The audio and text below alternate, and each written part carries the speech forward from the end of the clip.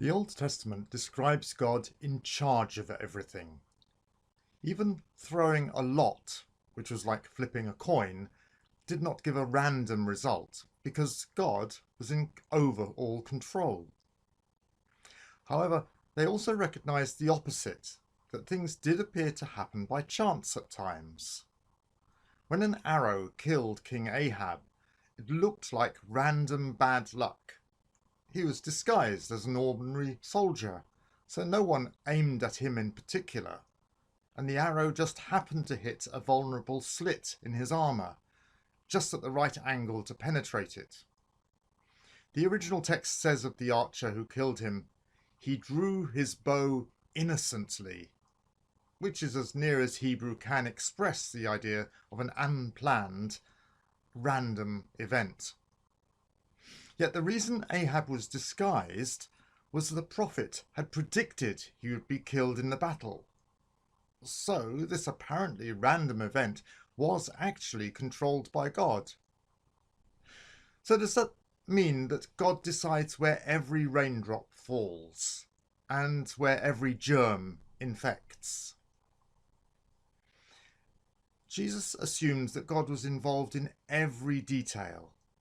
He encouraged his followers to pray not only for the big things such as healing, but also for little things such as daily food, because he assumed that God can influence everything. On the other hand, he told his followers to pray that the predicted assault on Jerusalem wouldn't be on a Sabbath, when it would be more difficult to flee.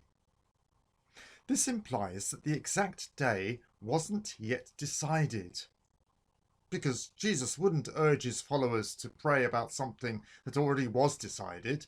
That would be pointless. This little command by Jesus gives us a valuable insight into how God works. He will achieve all his purposes, but he works alongside his people and he reacts to what his enemies do until his will is achieved. Old Testament prophets said that God picks and chooses which towns to send rain on. However, this doesn't mean that he always does that. The story of Elijah suggests that sometimes God creates a drought to show his displeasure, or ends a drought to help those who trust him. But normally, rain falls indiscriminately. As Jesus said, God sends rain and droughts equally on the just and the unjust.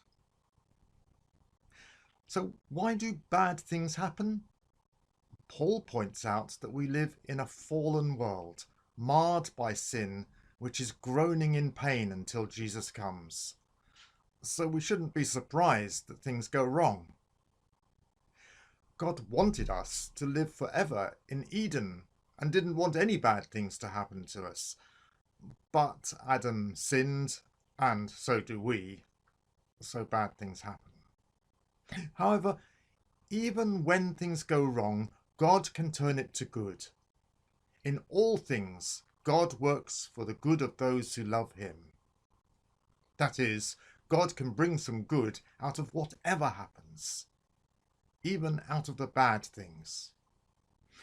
Some Bibles, unfortunately, mask this message by translating "God works all things for good," which could be interpreted as God makes sure that only good things happen.